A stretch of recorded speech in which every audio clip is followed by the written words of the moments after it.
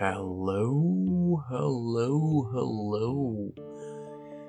and welcome to the very relaxed compendium of discomfort with me, Michael. And I had a lot of planned stuff I wanted to do and recording videos and stuff, and in the end, life decided that I shouldn't, and stuff happened. Some private drama is still going on. I have a lot of work to do, and I got some nice people to visit me here. So, it's not all only bad. So, here I got this card. It's I don't know. Here, the kawaii room. I got stuff from wonderful people. They brought me many presents from Germany. And actually, something very funny happened. So before we get to movies, today is a lot of feel-good program and a bunch of weirdness.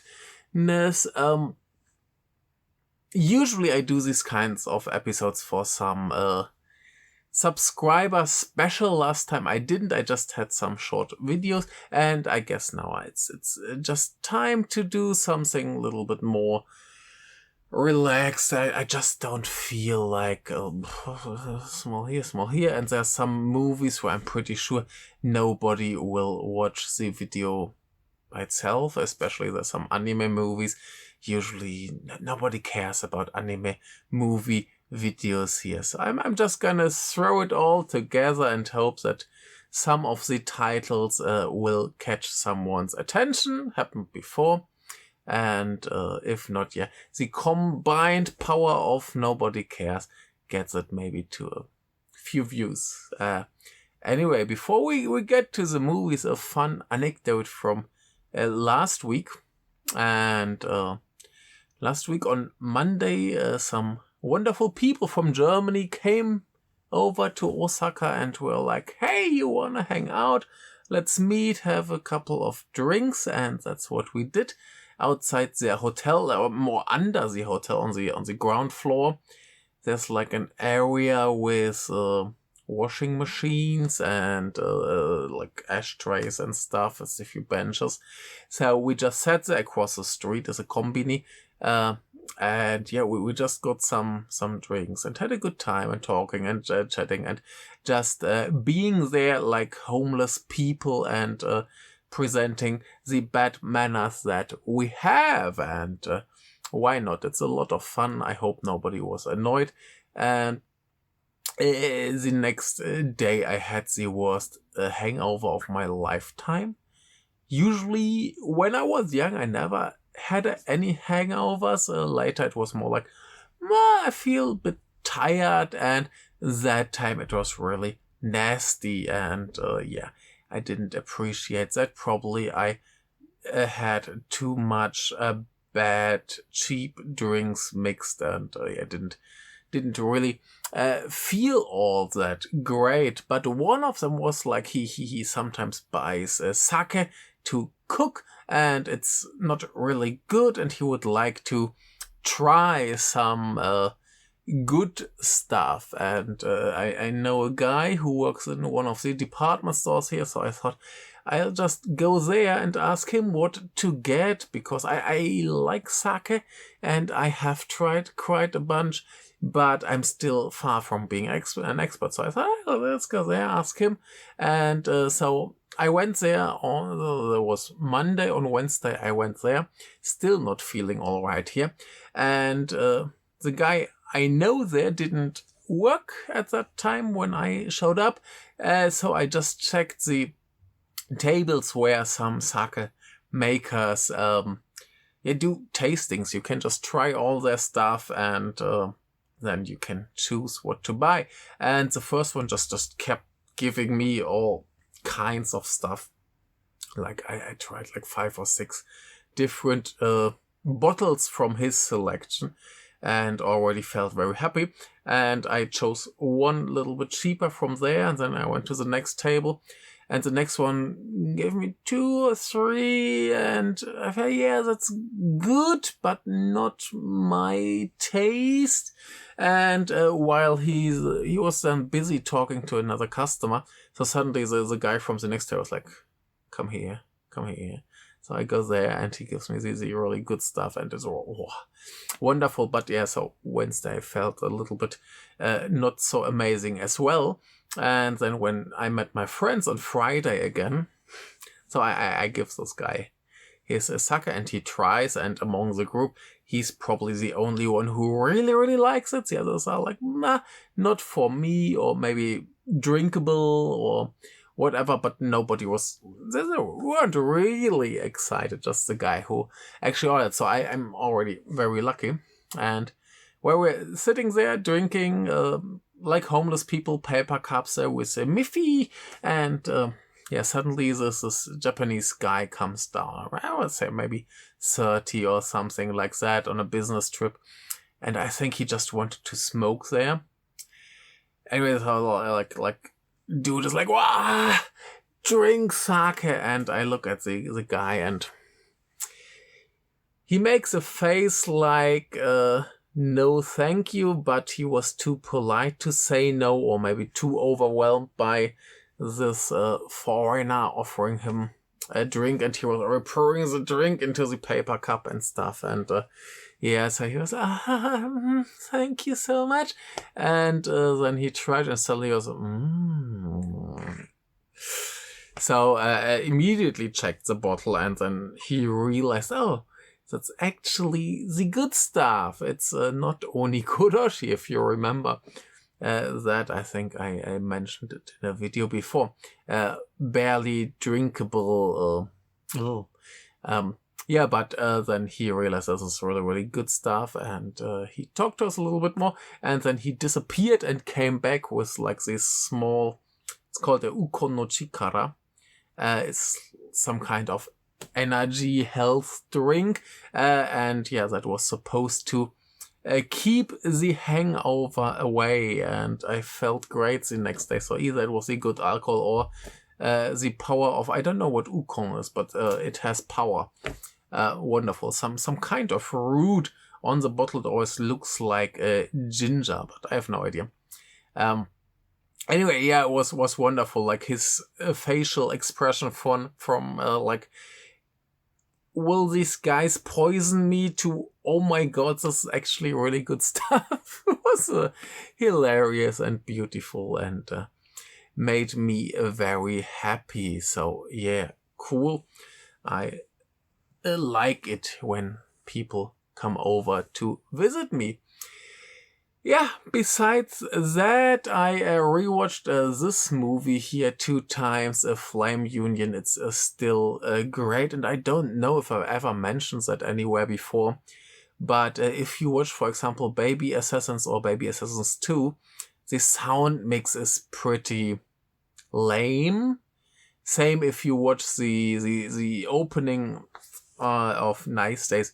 Like, the sound mix is always like there's like powerful or heavy music playing, but mixed in a way where you feel like, there's no power or energy or anything going on. And in Flame Union, in the big final battle, which is, I think, like 15 minutes long or so,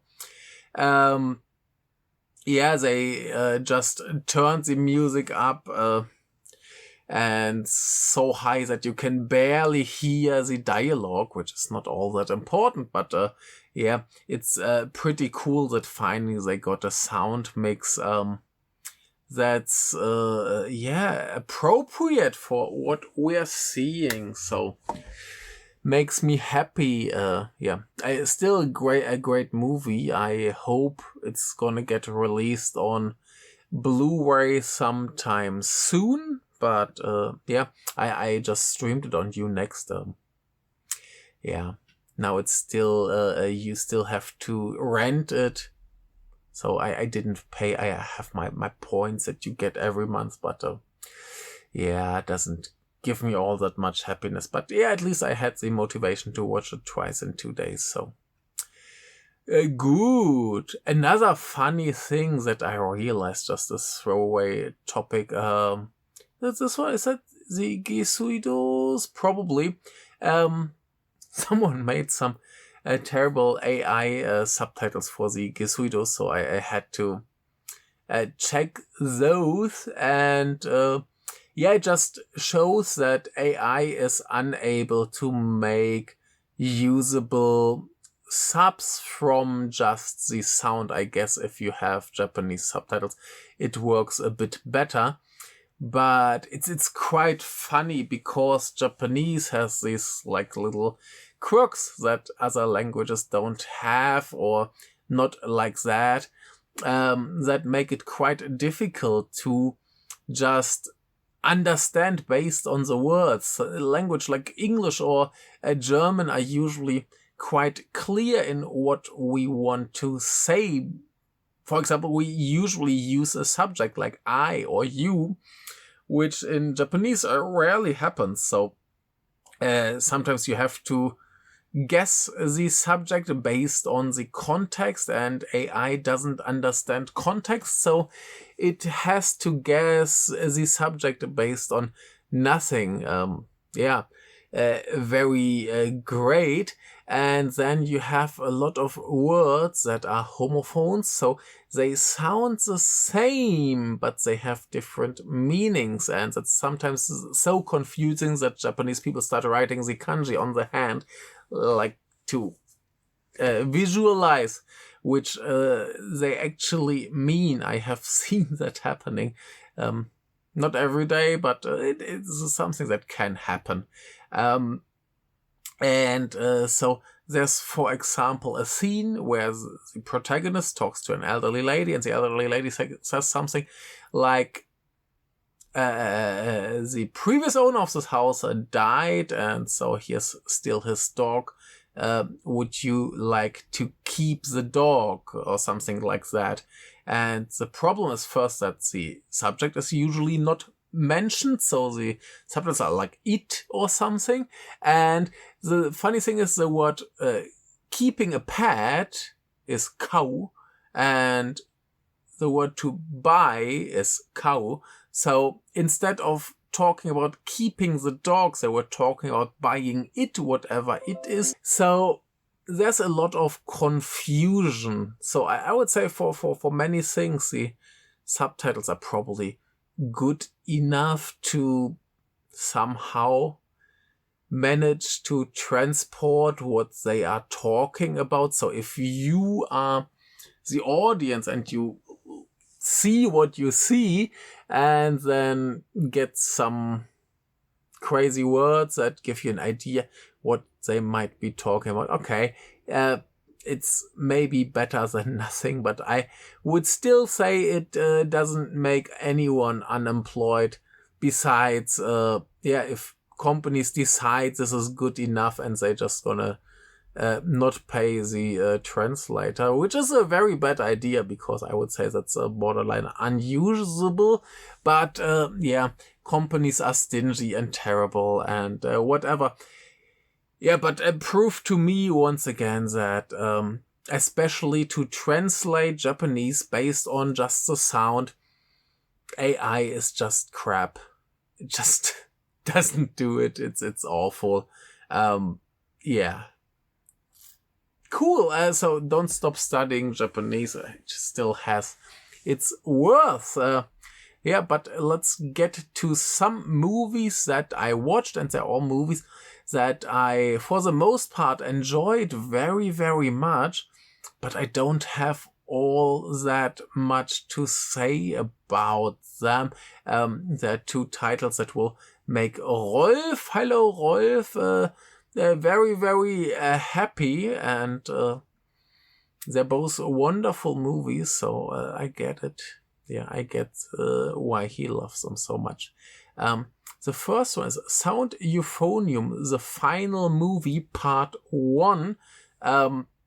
They basically split the final of Sound Euphonium into, I think, 2 movies, and yeah, why not? There's an anime series that has 2 seasons, there's some other movies and so on, and I haven't seen everything. I watched a movie version of the anime, I guess.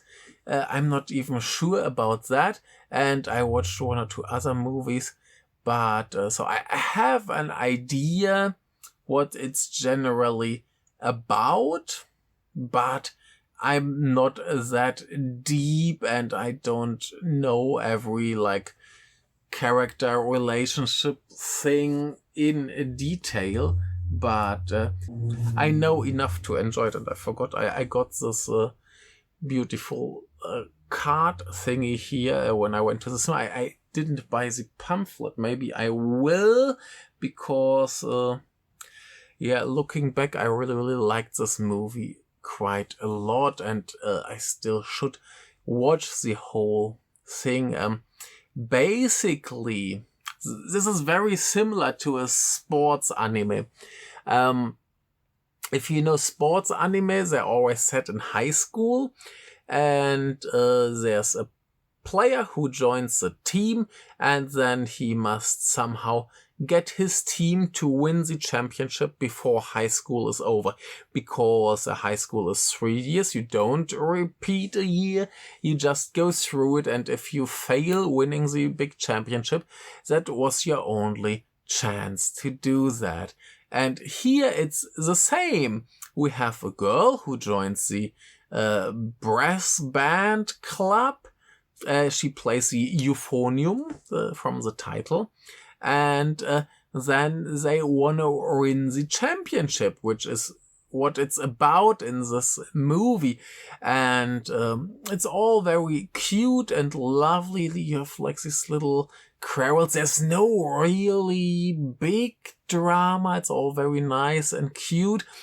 And the thing is, the school year starts and the teacher is like, what's your goal for this year? I think he does that several times during the whole thing. What's your goal for this year? Do you just want to play and enjoy, or do you actually want to win the big prize? And they're like, we want to win. And later, there's several qualifications that they have to go through. And later they decide that they will have castings before each performance, so they can choose the currently best members to perform, and they can change the lineup, and it's not decided from the beginning, so it's all flexible and movable. And then the big thing here is that a new girl comes, a transfer student, and she plays the euphonium as well, and she's pretty damn good. And then she is worried, can I just come here and possibly take someone's spot? Or will that make me extremely, unpopular? Will people get mad at me? Or, do they actually prioritize winning this prize, so therefore they will definitely just go with the best players? And that's the big topic here, and it's all pretty dramatic in its presentation, but it's not, if you think about it, it's not a very dramatic story. It's just some kids trying to win a prize. It's the worst thing that can happen is that they don't win. The second worst thing that can happen is that they win, but you are not involved in the winning orchestra, or you're not playing the solo, even you're the club leader or something like that. So these are the main points of the story. It's all very much presented in this way, as you know from sports anime. There are little things between the characters. It's pretty great. There's a wonderful scene where the protagonist goes to her senpai, I think that's that one, who already graduated, because senpai, older student, and to get some advice because she has trouble with someone else. And she already lives with another girl together in an apartment and puts her head on her lap at all. It's all very, there's something more going on than just sharing a room. And it's pretty wonderful. The animation of the movie is great. It's all overall very like emotional, very powerful. The animation is gorgeous. The music is beautiful. And the character relationships work well, even though I didn't maybe get all the details.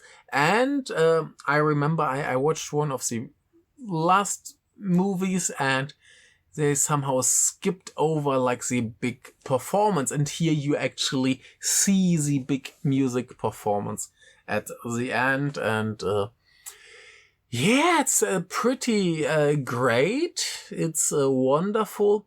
Probably much more wonderful if you actually know the whole thing. This is one of the movies where I was asked, hey, you want to go together? And of course, let's go.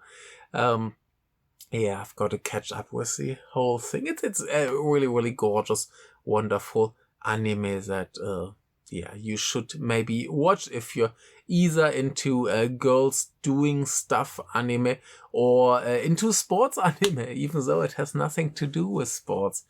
It's great. It's a lot of fun. It's a Kyoto Animation. What else would you expect? They're usually pretty good at what they do. That's number one. The director of this movie worked on this as well. Anyway, not so much to talk about it. If you know the show, you will understand what I said and what's here on the line. But everyone who doesn't really know the show maybe should start with the show, unlike me, and enjoy. The funny thing is the whole thing is set in Uji, which is around the corner here. It's Kyoto. And I actually visited some of the places that are important in the anime. Another fun thing that I watched was a Dog Police, the K9 Force. A movie by Go Shichitaka, who's more like a TV director. And the main actors are Hayato Ichihara, who you might know from All About Lily Chocho or Yakuza Apocalypse, and Erika Toda, who they were both in Blade of the Immortal, and she did some Death Note stuff and so on. Maybe fun actors, but maybe not the greatest. I would say that it's fair. By the way, speaking of All About Lily Chocho, there was a very interesting thing going on, like the novel of that, which seemingly contains some parts that didn't make it into the movie. Seems to be out of print for quite some time. So recently, Shunji Rai and his people announced a reprint, and that was like sold out a few hours after they announced it. I guess resellers, because suddenly the prices on all websites went up like crazy for the used ones, and I would guess resellers. And so they were like, okay, we'll make more. It will take a little longer, but we will make more. Relax. And so I was lucky enough to see that and order one, and then that was sold out as well. And then they were okay, we will make more. And I think they had to announce it like 3 times all the time. So it must be the most popular novel in the world, or it's just resellers going crazy. And if there's anything I hate, it's resellers. Crush them all. If you're a reseller, you're a bad person. But back to Dog Police, the K9 Force. It's a pretty basic, pretty silly, pretty stupid movie. I said the director is more of a TV director, and you can see it. You can feel it. Everything in this movie screams like TV drama. We have this cop who doesn't really follow the rules and just tries to get the nasty criminals and messes up some stuff, and then he gets transferred to the dog department, who just train and never really do anything. And then in the end there's a terrorist having like bombs everywhere, and he always wears just white underpants and is overall a little bit weird.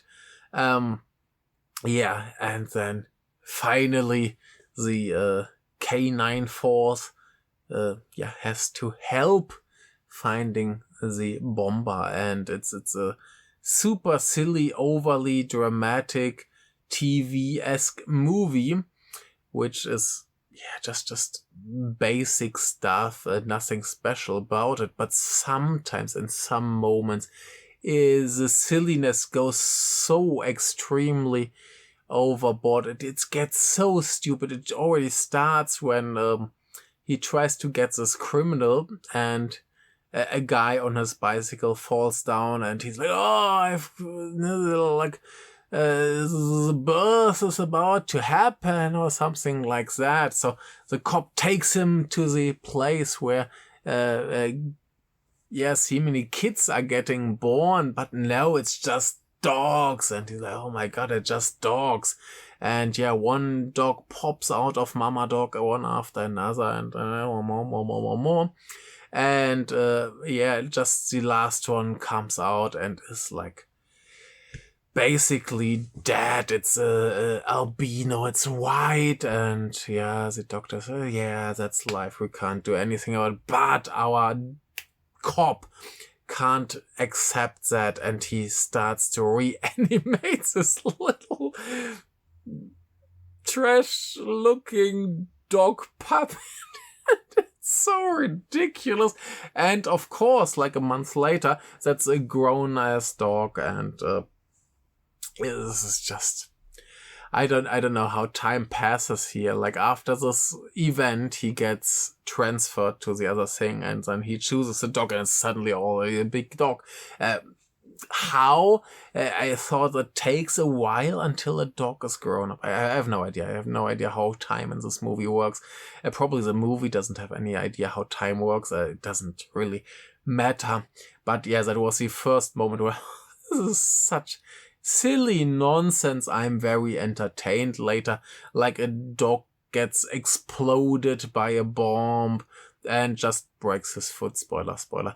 It's just hilarious BS in parts, and in between it's an overly dramatic TV movie that's the definition of mediocre. But these few moments make it worth watching and kind of entertaining. But it's really insanely stupid and insanely over the top. So if you like that kind of stuff, you will have some fun. Another movie, one of this kind where I feel like, oh my god, I should probably rewatch that, preferably with subtitles, because there's definitely some stuff that went over my head thanks to like military jargon or stuff like that. That's a Patlabor WXIII, I guess, the movie. That's the third Patlabor movie. The first one by different directors. The first two were by Mamoru Oshii, and these two are by Fumihiko Takayama, who worked, for example, on Macross or Natia. And the other one is Takuji Endo, who worked, for example, on Paranoia Agent or X. And they made an interesting movie because it's a kind of Patlabor, and we know Patlabor are these robots, police robots or something, no? And we have a bunch of very beloved characters from the previous anime. I still haven't watched like the TV and OVA. There's so much stuff going on. There's a new one coming soon. That's that one over there.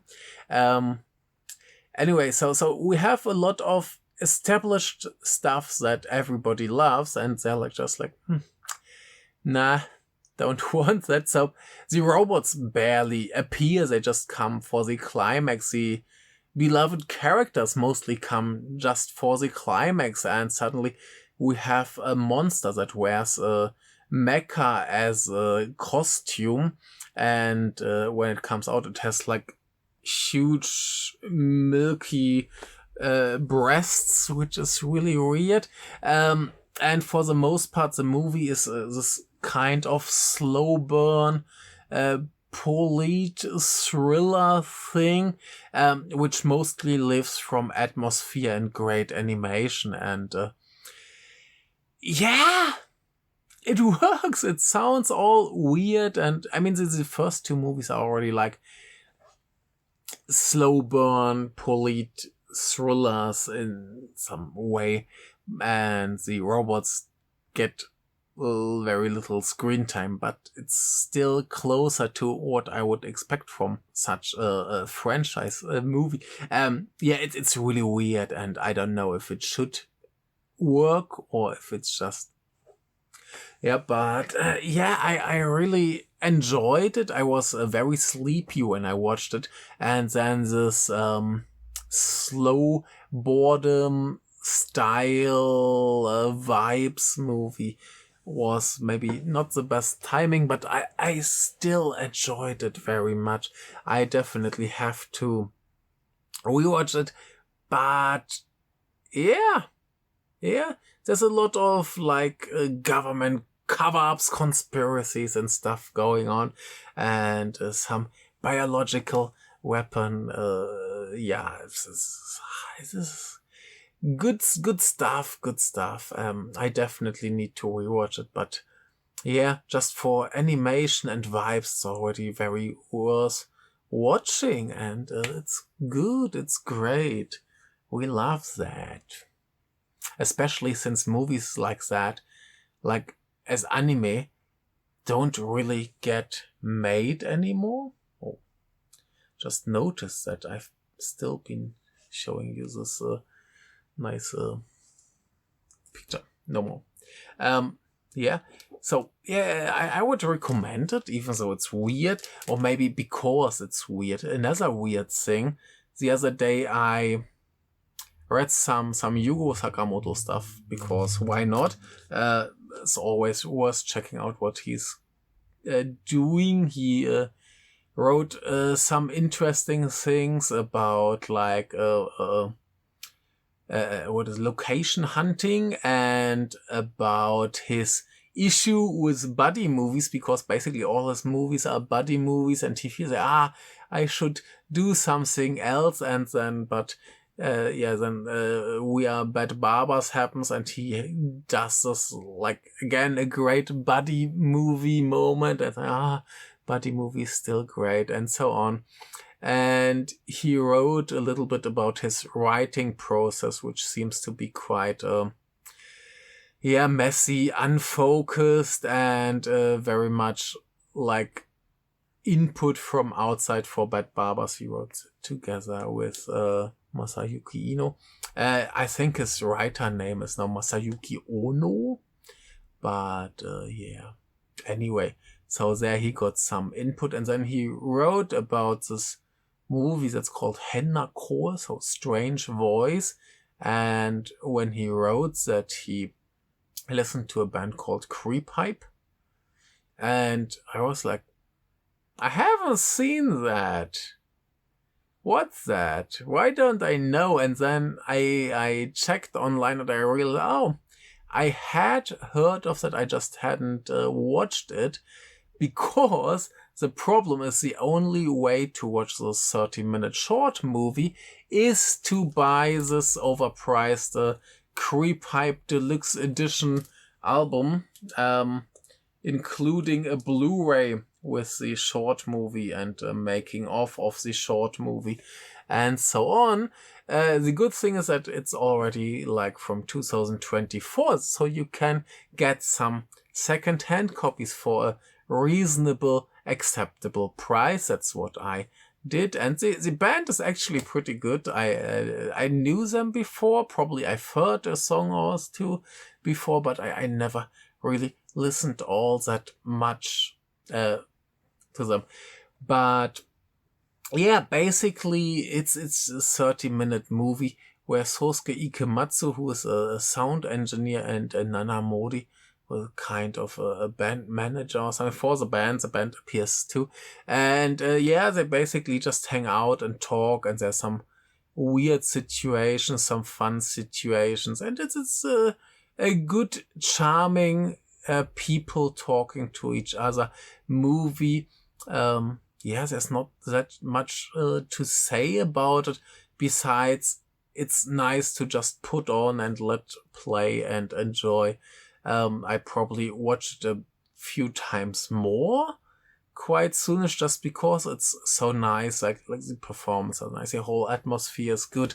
I still haven't really figured out if there's like a bigger plot, or they're just literally just talking. I don't know. I watched it twice, and I probably missed some of the dialogue details, or I don't know. Just something that it's like vibes again. It's just there, people doing stuff, being cute, and yeah, just good stuff by Sakamoto. And again, Ikematsu great, Nanamori great, wonderful. Yeah, I gotta rewatch it. Same with the Bad Barbers. I have been planning to review that. Like I wanted to review it when it came out. Then I was too busy, and the first few episodes didn't really click all that much, and now I have finished it. Oh my god, the last few episodes are so good. It's a bit like Baby Assassins Every Day, where I would say the second half is much better than the first half. Like the first half has this weird side characters that I still don't care all that much for. They're just there for some comedy, and they're fine, but I don't have a big emotional connection to them. And I'm not surprised that the manga completely erased them out of existence and exchanged that for a more action-driven plot. I think the manga has now basically finished the first story arc, like with the where they have to support the old killer guy. I think that was pretty much done now, and it's just completely it starts almost the same as the show, and they do some completely other stuff, and it's really cool, and I hope it gets released as a book someday. Now it's just digital, and it's a bit annoying. I hate reading digital, but it's really good. And yeah, anyway, so We Are Bad Barbers does something quite similar, where the first half is there, and it's good, and it's fun, and I enjoyed it, but unlike Baby Assassins, you don't already know the characters, so they have a bit more trouble to really get you sucked in. It takes a bit longer, I guess, and it's just probably better if you watch a few episodes at a time. I usually prefer like this. I like this weekly schedule where there's one episode, second, and so on. It works very well for me. But in this case, I pretty much watched the second half in a row, because the next day I went to a live event with Ino and Sakamoto, which was quite funny, where they talked about how they wrote it, some other stuff. I think they said something like they planned having a turtle, like, because then you can sell merch like Karabika, and they wanted to sell some merch, and didn't do it good. But it's a great show. I will definitely get back to it. Now soonish is Golden Week. I will definitely record my Kingdom review. I will probably get back to the Bad Barbers, but Yeah, Sakamoto is a good guy. He's like really, really, really, really good, and I can't wait for whatever he's making now. So I know he's producing something, he's filming something. No idea what, but let's see. Good guy. And now he remembers where he has seen me. The first few events where I went, he was like, oh, I've seen you before. And now it's like, I've seen you at that event too. He knows my face. This is a good guy. I like him. Yeah, let's get to our next movie, which is this one. Yeah, it's called this here, and seemingly it has the awful English title Samurai Ballerina, which is just so. It's basically the same as Samurai Vengeance. If you call a movie, especially Samurai Ballerina, if I hear this title, I expect some crazy, funky, completely weird ass trash movie with samurai who's a ballerina. And yeah, this is not that. This is a pretty solid, good, well done movie with a serious story and absolutely no trash except for maybe one shot where one face gets so like low detail that the face is just two dots and a line, and it's kind of moving because it's talking, and it looks really stupid.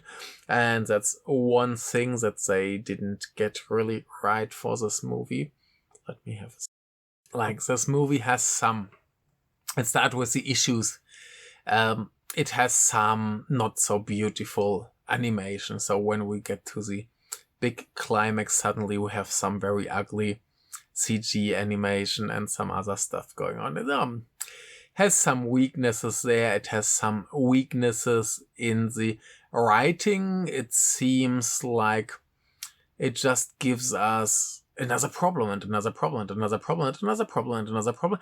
Like when the one protagonist went to this big final climax event, I was like, oh, what are they gonna throw in her way now? Because it would be too easy to just go there and do stuff. And yeah, of course, they did something to there, which was really silly, and just get more silly action nonsense in there. So yeah, I feel like they overdid it with the problems a little bit. It felt a little episodical, like more like they wrote a TV anime and cut that down into smaller things and just put it together to a movie. It's not a big deal. I think this is something that might work better on a rewatch. Same with some details that I didn't notice. For example, you have a lot of scenes with the moon, and the shape of the moon seems to be connected to the feelings of the actual protagonist. And of course, I didn't notice stuff like that, like first time viewing. So I think there might be more small, charming details that I missed. And I think this movie has some potential to grow on a rewatch, and that's very nice. And yeah, let's talk a bit more about the movie in general. It's a movie by Goro Taniguchi, who did, for example, Code Geass or the One Piece film Red, or he did some Gundam and so on. Like typical anime director, and the whole team are some like people who seemingly worked with Ghibli. If you like, let's look at it again. This is very obvious Ghibli heavy anime making, and I guess that's gives it a nice, charming atmosphere, but at the same time, you always have the thinking it's not that level good, even though it's good. Yeah.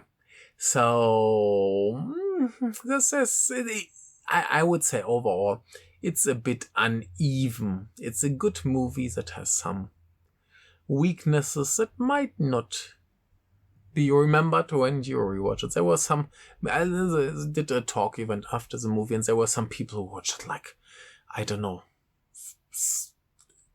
absurd number of times, and they love it very much. So I have the hope that it grows with watching, with having a like feeling for the flow of the movie, because I like I said, I sometimes felt like, are we done yet? Is it over? Is anything else coming? What's going on? Where are we in the story? Because it's just like this block, and then at some point it's over. But yeah, basically we have two girls. It's set in the early 1900s, and there's Fujiko, who wants to be a painter, and Chizuru, who's a ballerina. And somehow they both meet in Yokohama at a ballet performance, and then they both go to Paris individually. So they just meet again. And Fujiko stays with her uncle, who does some like shady import stuff. Like, we know there's a French have been in love with Japanese culture for ages, and he makes some money. No problem. So that's how she gets there. And the other girl, Shizuru, is the daughter of a Naginata fighting family. Like, Naginata is like this sword-like thingy on a stick. Very famous, famously used by females during, a long time ago, war times like Sengoku or so. Quite a good weapon, I would say. It's a sword on a stick. And they moved to France to, teach their art, basically. And unknown to her parents, Shizuru tries to be a ballerina. And they, of course, meet again and become best friends. And then the movie does a very interesting thing, because Fujiko, who wants to be an artist, more or less forgets that she wants to be an artist and kind of gives up her dream to become basically a supporter and cheerleader for her friend. And while she is the protagonist, the other one is the one who actually follows her dreams and tries to achieve something. And of course, while Fujiko is there like for the reason to follow her dreams, but doesn't, and the other one is there to not follow her dreams, but does, we have an interesting tension. And then we get several problems throughout the whole thing. For example, first she needs a teacher, so she finds a teacher who is a Russian ballerina, but then she learns the Russian style, and that's not the French style. So then she's like, oh, you must forget this Russian style, you must adapt to the French style. And then she's used to Japanese music, which doesn't follow European music theory, so she gets in trouble there and all these things. And then mother finds out, oh my god, my daughter wants to be a filthy ballerina, I've got to put an end to that, and stuff like that. So you can imagine what's going on, and it's overall very cute and very nice. Like I said, just a little bit uneven. It lacks a bit the perfection that we might expect from a movie that looks like a Ghibli film. But it's totally fine. Like I said, it probably has a lot of potential to be even more enjoyable on a rewatch. So I was with my rating a bit lower than usual, just a 3.5, which for me is a good movie. people usually accuse me of being too positive, so I think this is very, very fair. But yeah, I kind of feel like rewatching it someday, so I have hopes that it might climb up a bit. So yeah, if you have the chance to watch, I guess something like that will get released in the West, even though the English title sucks butt. Yeah, Samurai Ballerina could have been such an excellent trash film, but they had to make a good movie. Probably more boring than the trash film would have been. Yeah, too bad. Anyway, let's get to one more movie. That's like, why am I even talking about this? I can tell you why I'm talking about this. Because I wrote like super short, silly review, like a 3-word review. I will tell you what I wrote there later. And wonderful human called Dr. Random asked me, will you talk about it in the compendium? I asked, should I? He said, seems like an obscure, weird movie that no one else is talking about, so by all means, if there's interesting stuff to talk about, then yes, please. And I didn't dare to watch it again because it's definitely not a good movie. But is it interesting? Yes, definitely. It's a trashy movie for adults, I would say. A little bit thriller, a little bit horror, a lot of horizontal action. It's made by a guy who's called Hirohisa Sasaki, and yeah, he's basically just terror and horror and erotic movies. The two lead actresses are Miyuki Sakura and Kurea Hasumi, and yeah, they're more like, oh, there's another one that's called Shijimi. Yeah, they're basically all from the adult video side of movies. So yeah, they usually do the more explicit stuff. And here, yeah, they don't have to show everything. The intercourse is probably not real. And yeah, why did I watch this movie? Because it's called The Lickerish Stranger in English, which is just a ridiculously fun title. So I threw it in the internet search machine of my choosing, and I found, oh, it's on Unext. I can just stream it without any trouble. So I just put it on, and I can't say I paid 100% attention. It's something that happened in front of me, and where it seemed not too bad, I looked at it. But it's definitely an interesting movie, because what's going on there, and I will probably spoil some things from the end, but who cares? It's a movie that needs to be experienced if you dare to experience it. I will just read to you the letterboxed story thingy that they wrote.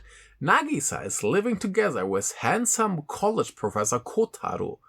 However, lately Kotaro has been particularly violent towards Nagisa during sex, even going so far as to hurt her.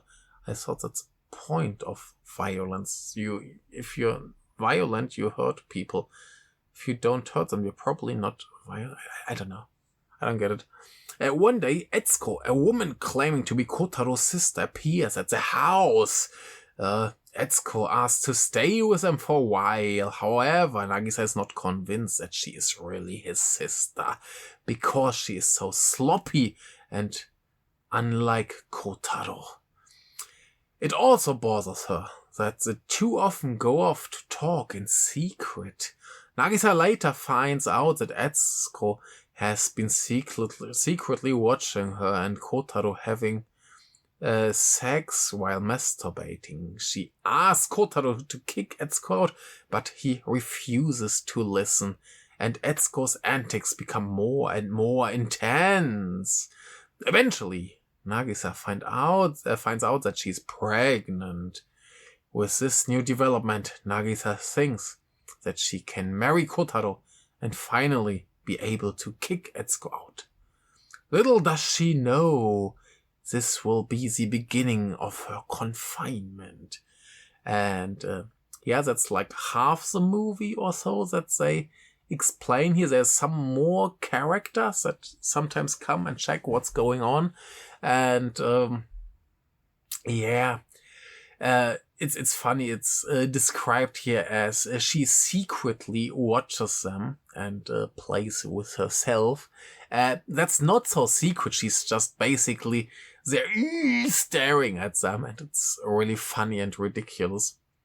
And what I think was already confusing here is it says it's a handsome college professor. If you see that guy, he looks very normal, too soft and too baby-like. In the end of the movie, it does make sense because the movie goes in a direction like embrace your true feelings, your true desires, and he puts on a wig and finds out about his feminine side. So they had to find an actor who's not just willing to be in the silly nonsense movie, but who fits both genders visually, and he's I don't know. I wouldn't have described him as particularly handsome, more like a normal guy with little long hair and baby face, and I don't know, looked more like her little brother. And like at some point the whole thing goes like she's not his sister, she's the actual devil, the sex devil from hell who forces people to have fun.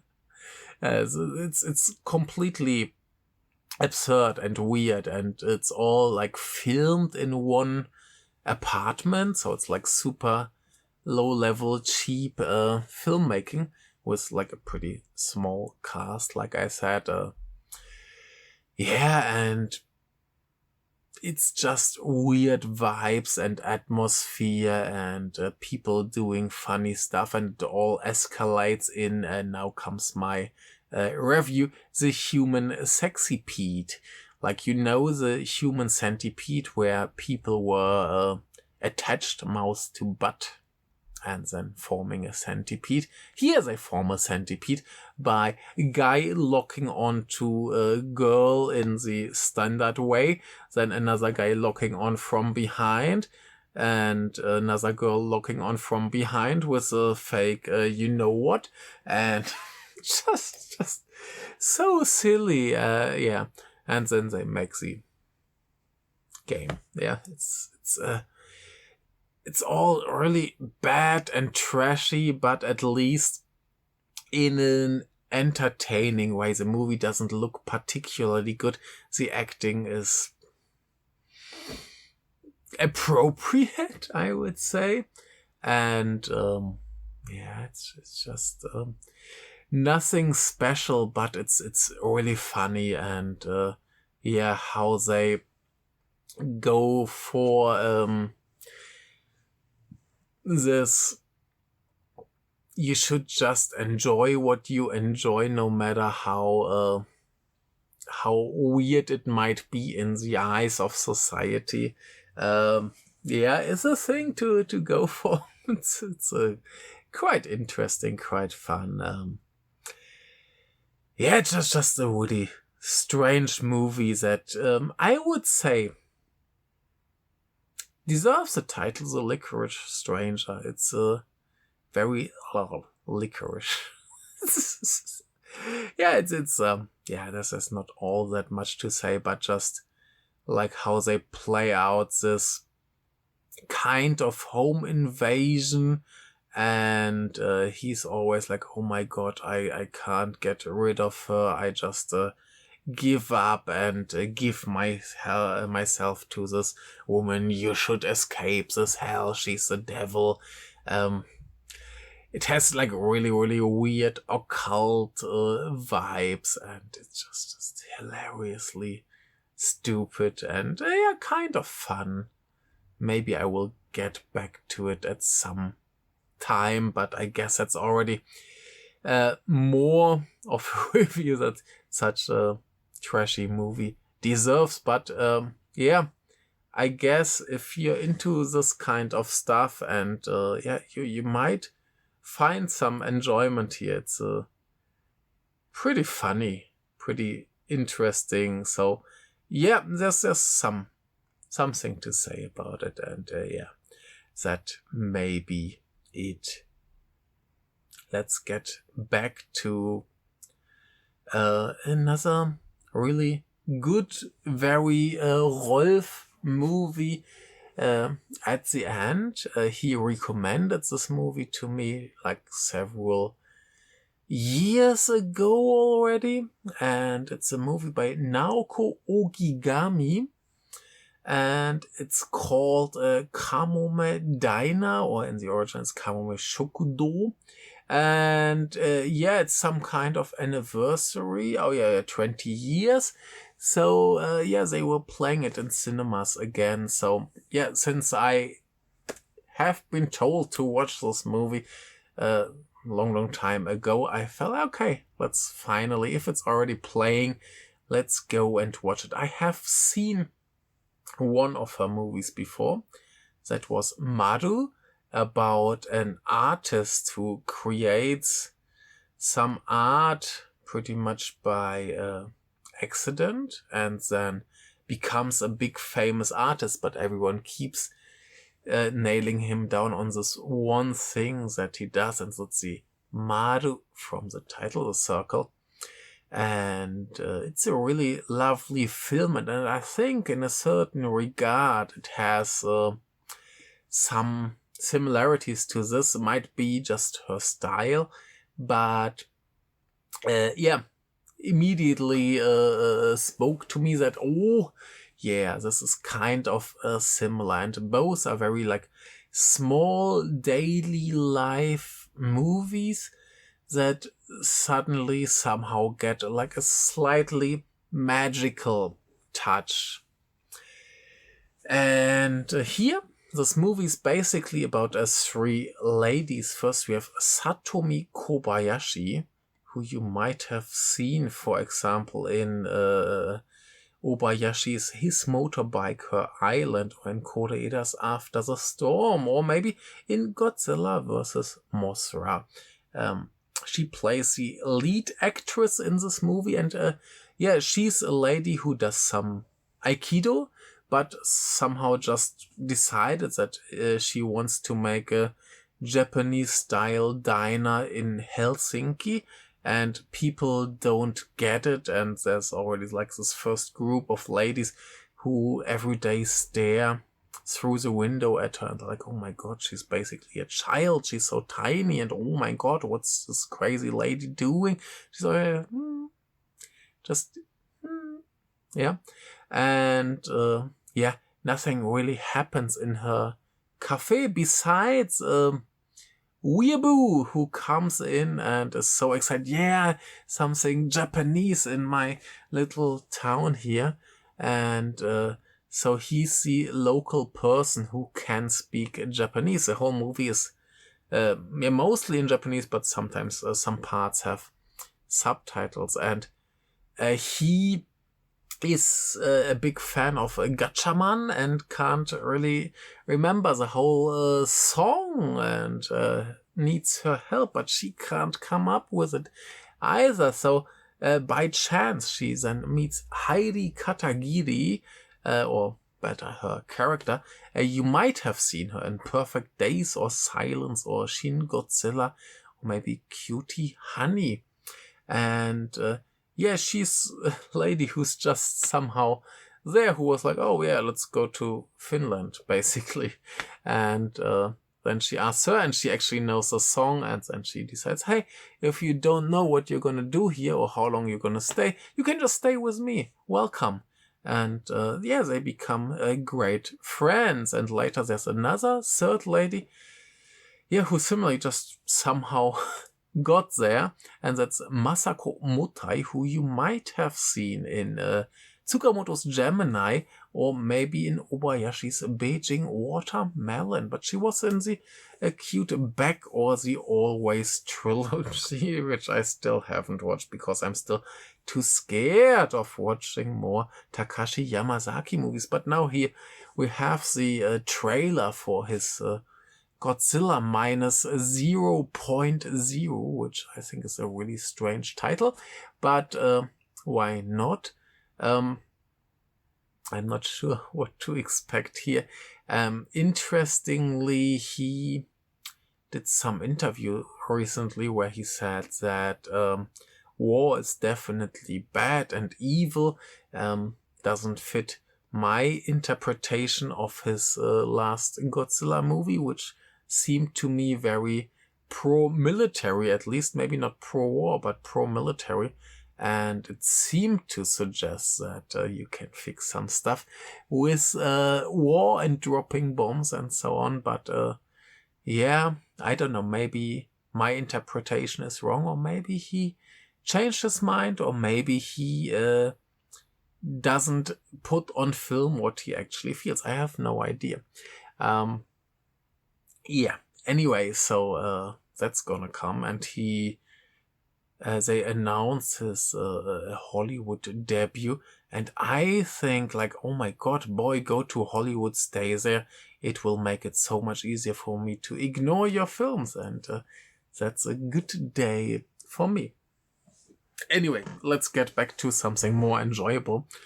The Kamome Diner. And yeah, basically, these three ladies meet. There are more and more local people who come to them, and yeah, it's a very quiet daily life, slice of life movie with some quirky, weird characters who are all like great actresses. Two of them, the two new friends who come there. You just need to look at them, and first you will have seen them, but based on how they look, you know they are never like the real main actresses. Usually they're probably the quirky characters next to the main actress, because yeah, they're not standard normed beauty, but more funny. Yeah, they're wonderful. They're great. I enjoyed all the performances very, very much, and the movie just has a good atmosphere, good feeling. It's very positive, very much like if you just keep doing your thing, people will come to you and appreciate it, and they will bring happiness and joy. It's a very, very positive movie. And yeah, even like her Aikido thing, I mean, you don't introduce something like that without using it at the end. So even that gets a payoff. And yeah, you have, like, the movie is very episodical.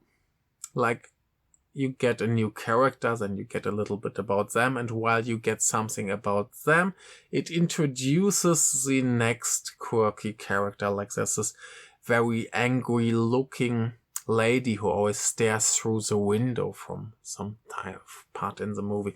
She shows up like 3, 4, 5 times, I don't know, always staring at them, looking really angry. And someday she just comes in and demands alcohol because she's already completely wasted. She was left by her husband and is just devastated, yeah, and she's like breaking with expectations and making suddenly like quirky stuff happen, and everything leads to something nice and good in the end. It's basically how this movie works. So there are no like really bad people. There's no big drama. There's like one of the ladies who comes there is just like whatever people suggest to her, she will just do, which leads to a lot of weird moments, especially with mushrooms. Yeah, but she's like, yeah, okay, I'm gonna do that. Yeah, and then she goes. Like, they talk about the great things in Norway.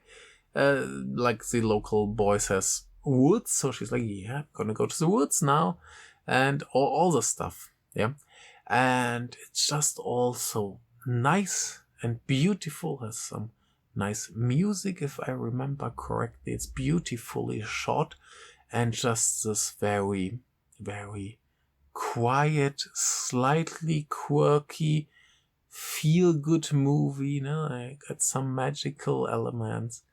It's not completely in our reality, and that's good, because such a nice thing like this would probably never happen in reality, and it's good. It's just beautiful, wonderful, and the problem is, as amazing as this all is, there's not all that much to talk about if you don't want to get into like every detail and analyze everything and discuss every cute little scene.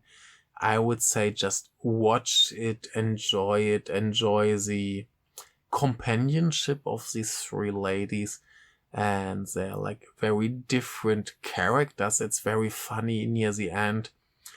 They have this conversation because they basically end up all like kind of working in the shop. And they compare how they say "irashaimase," like welcome to my shop, something like that. And yeah, basically based on their greeting for the customers, they discuss their difference in personalities and all these little kind things that they just do. It's wonderful. If you can't feel good after watching this movie, you're probably in big emotional trouble. And yeah, I definitely have to watch more origami movies. Obviously a very amazing director. And yeah, that's all that I want to talk about today. A little all over the place discussion, but I hope you enjoy this format as well, not just the strict 10-15 minutes movie review. Yeah, sometimes I need just a little rambling time with detours and stuff like that, and now I guess I will do some exercise. So thank you very much for watching as usual. Have a good time, take care, and watch good Japanese movies, because there are so many. Bye.